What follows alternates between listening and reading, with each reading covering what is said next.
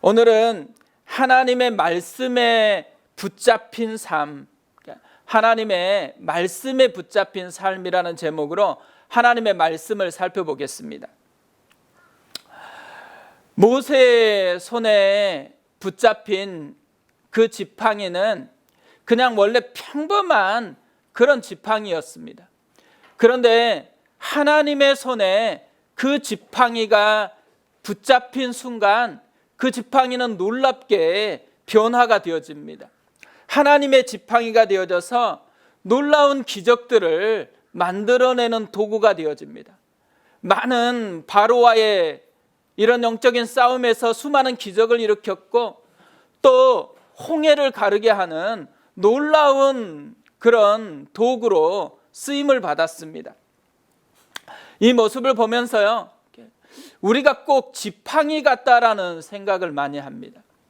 누구의 손에 붙들려 있느냐에 따라서 굉장히 다른 그런 삶이 나타나게 되어지는 지팡이 같은 그 모습이 인생이지 않을까라는 그런 생각을 합니다. 우리가 뭐엔가는 다 붙들려 있거든요. 누구의 손엔가는 다 붙들려 있는 채로 살아가는 것 같습니다. 최근에 이런 이태원 클럽 확진자가 나오니까 한 아파트에 붙여놓았던 대자보가 뉴스에 나왔습니다. 이런 내용이었습니다. 어린아이, 중고등학생들도 밖에 못 나가고 온라인으로 수업을 하고 있는데 이태원 업소 가서 날라리처럼 춤추고 확진자 돼서 좋겠습니다. 초, 중, 고등학생에게 미안한 줄 아십시오. 그게 부모 마음일 겁니다. 이 평범했던 사람들이 써놓은 대자보일 거예요. 그런데 이 평범했던 이웃들이 지금 이 코로나가 일으키는 불안함, 또 두려움에 사로잡히니까 이렇게 거칠게 이제 표현하게 되어지는 사람들로 바뀌어져 버렸다라는 것입니다. 성경에도 보면요, 뭔가에 이렇게 사로잡혀서 살아가는 사람들의 이야기가 참 많습니다. 귀신에 사로잡혀서 끌려가는 사람들의 이야기도 나오고 또 욕심에 사로잡혀서 폐가 망신한 아간에 대한 이야기, 또 게하시에 대한 이야기도 나오고 있습니다. 저는 엉뚱하게 붙들렸던 사람 하면 생각나는 가장 대표적인 인물이 삼손입니다. 어떻게 보면 삼손은 진짜 탄생 때부터 남다른 특별한 은혜를 입고 태어난 사람입니다. 수태고지를 통해서 태어났고 또 하나님께서 특별한 능력을 은사로 주었습니다. 싸우기만 하면 이기는 용사가 되도록 하나님께서 보내준 사람입니다. 그런데 사랑이라는 이름의 이 욕망, 이것에 붙잡히니까 진짜 이름 없는 한 여인에게 그 한마디 말에 무너지는 그런 초라한 인생이 되고 말았다라는 것입니다. 뭐에 붙들려 있는가, 뭐에 붙잡혀 있는가에 따라서 엄청난 차이가 만들어진다라는 것이죠. 오늘 5절 말씀을 보세요. 붙잡힌 사람이 나옵니다. 실라와 디모데가 마게도냐로부터 내려오매 바울이 하나님의 말씀에 붙잡혀 유대인들에게 예수는 그리스도라 밝히 증언하니, 바울입니다. 바울은 하나님의 말씀에 붙잡혔다고 합니다. 하나님의 말씀에 붙잡히니까 어떻게 되어져요? 하나님의 말씀에 붙잡히니까 예수를 그리스도라고 담대하게 밝히 증언하는 사람이 되었다라는 거죠. 특별히 말씀을 전해도 잘 듣지 않는 사람, 계속해서 말씀을 거부하고 있는 유대인들 앞에서 반응에 상관없이 예수는 그리스도라고 담대하게 그렇게 증거하고 있다고 얘기를 합니다. 말씀에 붙잡히면요, 자기 자랑을 하는 것이 아니고 예수를 자랑하는 사람이 되어진다라는 것이죠. 우리가 이 바울과 같이 하나님의 말씀에 붙잡힌 그런 종들이 되었으면 좋겠습니다. 일상을 살아가면서요, 또 가정에서 또 교회에서 저도 살아보니까요, 이 예수에 붙잡힌 바 되어진다라는 것, 하나님께 붙잡힌 바 된다라는 것, 하나님의 말씀에 붙잡힌 바 된다라는 것이 얼마나 중요하다라는 것을 절감을 하고 있습니다. 내가 죽고 하나님의 말씀에 붙들리기만 하게 되어지면 내 속에서 진짜 풍성한 주님의 은혜가 흘러가더라고요. 그런데 주님께 붙들리지 않고 엉뚱하게 붙들리면 어떻게 되겠어요? 그 엉뚱한 것이 삶에 하나하나 영향을 끼치고 드러나게 되어 있다는 것입니다. 가정에서 이 하나님의 말씀에 붙들림으로 말미암아서 그 말씀이 일으키는 은혜가 흘러가는 것, 이것을 우리가 맛보았으면 좋겠습니다. 사실 이 바울이요, 고린도에 도착해서 말씀을 전하지 않는 것이 아닙니다. 이전에도 계속해서 말씀을 전했습니다. 4절에 보면 안식일마다 바울이 회당에서 강론하고 유대인과 헬라인을 권면하니라, 이렇게 되어 있습니다. 5절 바로 앞에까지 말씀을 안식일마다 강론하고 권면했다고 그렇게 얘기해요. 근데 평일에는 천막을 만드는 일을 하면서 그렇게 했다고 이야기를 합니다.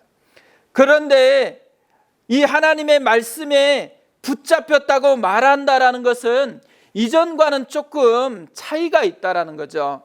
이전과 어떤 차이가 있을까요? 아마 바울이 마음으로도 이 말씀의 능력을 더 확신하고서 강력하게 말씀을 전한 것이죠. 그뿐 아닙니다. 이전에는 일을 하면서 안식일에만 말씀을 전했는데 이제부터는 전적으로 말씀을 전하는 이 사역에 몰두하고 있다는 것을 의미한다는 것이죠. 근데 오늘 본문을 보면요, 바울이 언제 이렇게 하나님의 말씀에 붙들리게 되어지는가? 실라와 디모데가 마게도냐로부터 내려오매 하나님의 말씀에 붙들렸다라고 이야기를 합니다. 바울이 베레아에서 복음을 전하다가 갑자기 또 박해를 받게 되어집니다. 그렇게 되어지면서 이 실라와 디모데를 그곳에 두고 바울만 아덴으로 도망을 쳐야 했습니다. 아덴에 도착해서 베레아로 돌아가는 형제들에게 실라와 디모데를 속히 오도록 부탁을 했습니다. 그런데 이 실라와 디모데가 이제 고린도로 내려온 것입니다. 실라와 이 디모데가 오면서 그냥 온 것이 아닙니다. 두 가지 선물을 가지고 왔습니다. 첫 번째 선물은 마게도냐 교회의 형제들이 보내준 헌금을 가지고 왔습니다. 그래서 이 헌금으로 말미암아서 천막 만드는 일을 하지 않고 전적으로 말씀을 전하는 사역에 집중할 수 있게 되었다라는 것이죠. 또 하나 가지고 왔던 선물이 마게도냐 교회의 소식이었습니다. 특별히 데살로니가 교회의 소식을 가지고 왔습니다. 데살로니가 교회는 우리가 이전에 살펴보았는데요, 마게도냐에서 개척한 교회입니다. 근데 3주 정도밖에는 말씀을 전할 기회가 없었습니다. 3주 전했는데 또 그곳에서 유대인들의 박해가 일어났기 때문에 급히 베레아로 또 이동을 해야 됐었습니다. 3주 동안 복음을 전했기 때문에 전한 복음, 또 그 전한 복음을 들었던 데살로니가 교회의 성도들이 어떤 모습일지 너무너무 궁금했을 것입니다. 그런데 그들의 소식을 이들이 가지고 온 것입니다. 근데 그 소식이 정말 놀라운 소식이었습니다. 데살로니가 전서 1장 6절에서부터 보면 이렇게 되어 있습니다. 또 너희는 많은 환난 가운데서 성령의 기쁨으로 말씀을 받아 우리와 주를 본받는 자가 되었으니 그러므로 너희가 마게도냐와 아가야에 있는 모든 믿는 자의 본이 되었느니라. 주의 말씀이 너희에게로부터 마게도냐와 아가야에만 들릴 뿐 아니라 하나님을 향하는 너희 믿음의 소문이 각처에 퍼졌으므로 우리는 아무 말도 할 것이 없노라. 진짜 3주면 짧은 기간이잖아요. 이 짧은 기간에 복음을 전하고 또 다른 훈련을 받을 수 있는 그런 기회도 없었습니다. 그런데도요, 이들의 믿음이 다 사라진 게 아니었다라는 것이에요. 이들의 믿음이 오히려 더 불붙는 믿음이 되었다라는 것이죠.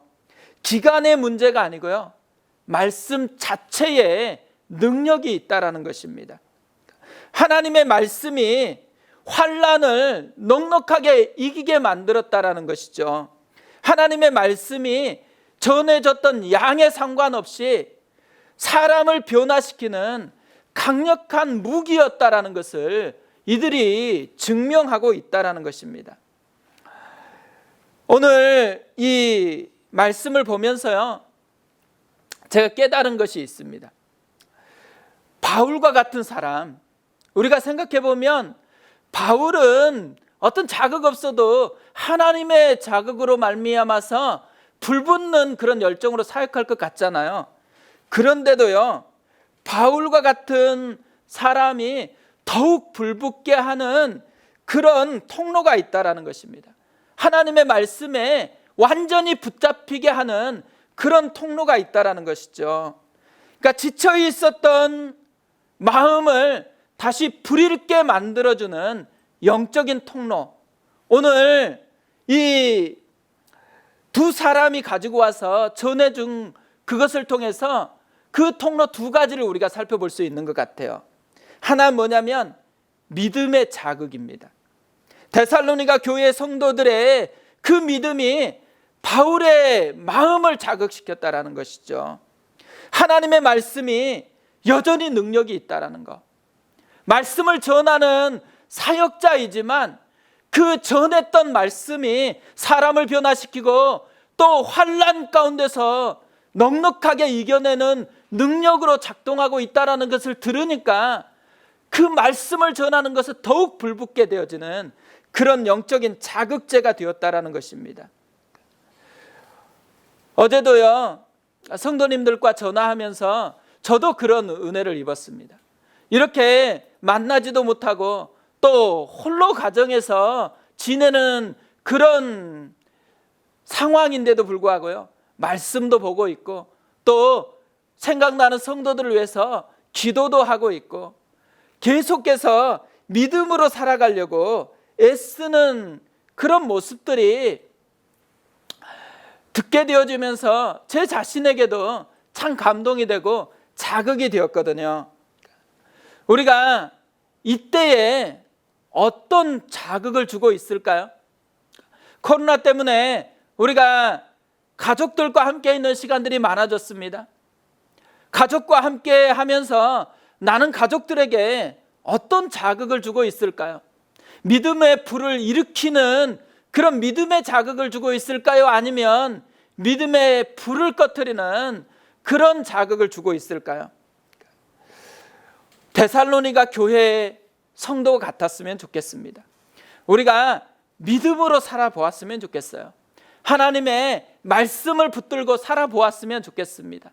그래서 내 본능이나 내 연약함이 나오지 않고 내 속에 역사하시는 성령에 붙들려서 말씀의 은혜가 나타난다 그러면 아마 이때가 오히려 가까이 있는 가족들을 다시 살려내게 하는 그런 통로가 되어질 거라고 생각을 합니다.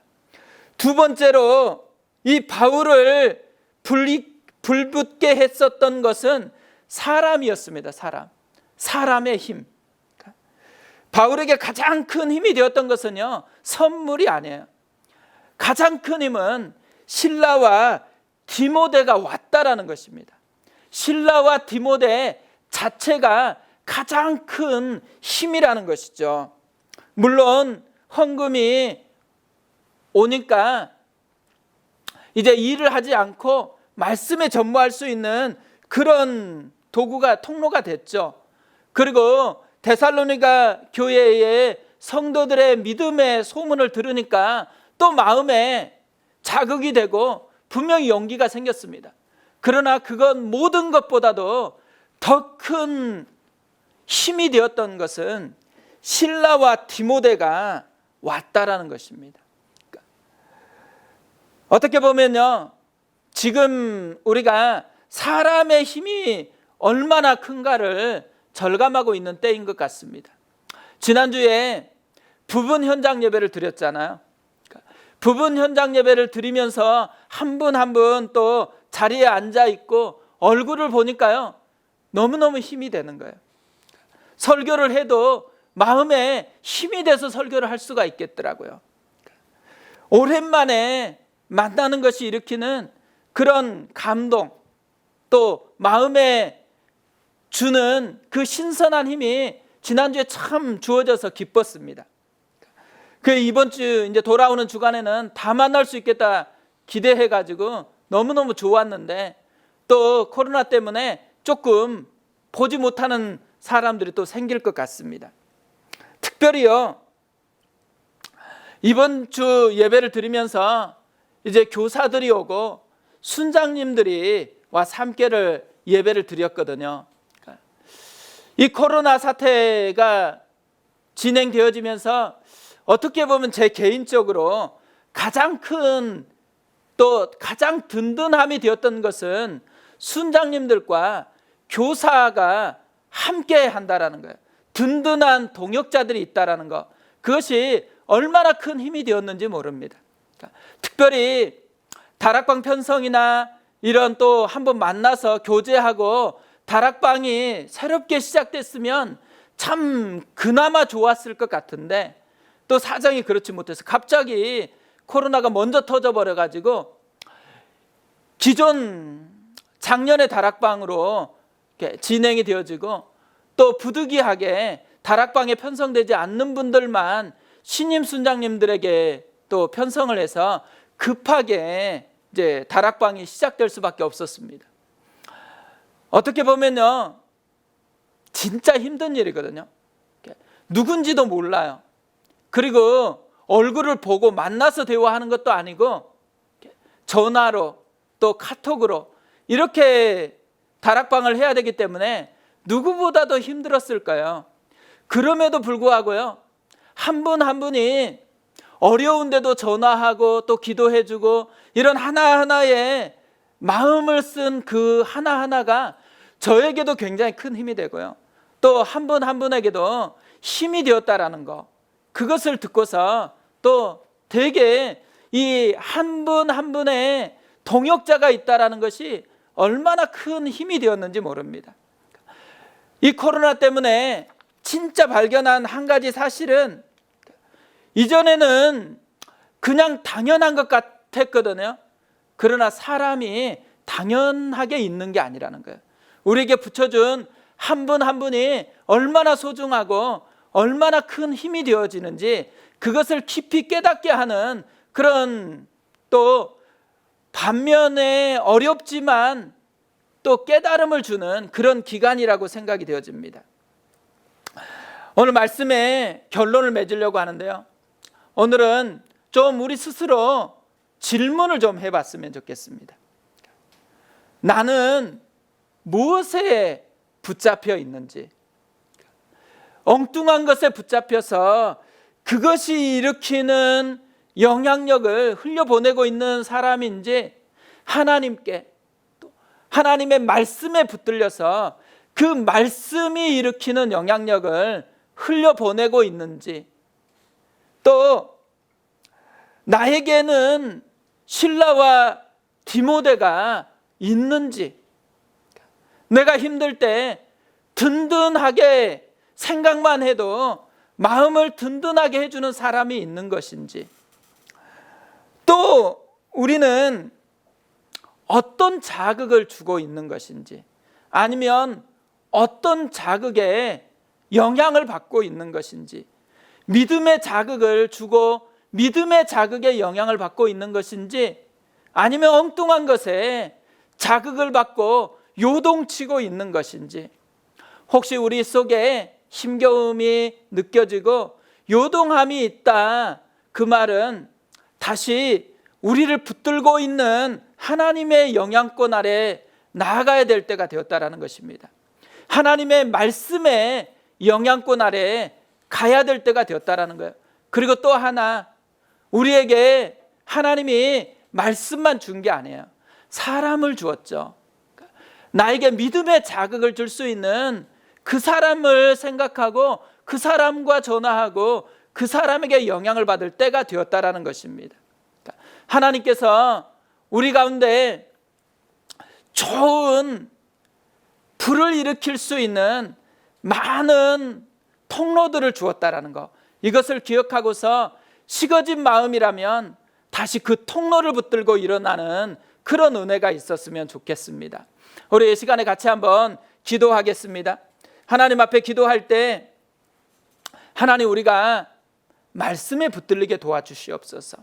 엉뚱한 것에 붙들리지 않고 코로나가 일으키는 영향력에 붙들리는 것이 아니고 하나님의 말씀이 우리 가운데 거하시는 환난 날에 만날 큰 도움이신 하나님께서 일으키시는 그 영향력 아래 우리가 머물게 도와주시옵소서. 그리고 하나님, 우리가 가정에서 믿음의 자극을 흘려보내는 그런 하나님의 통로가 되게 도와주시옵소서. 우리의 연약함을 주께서 붙잡아 주셔서 다시금 강건하게 세워주시옵소서. 우리 같이 한번 기도하도록 하겠습니다.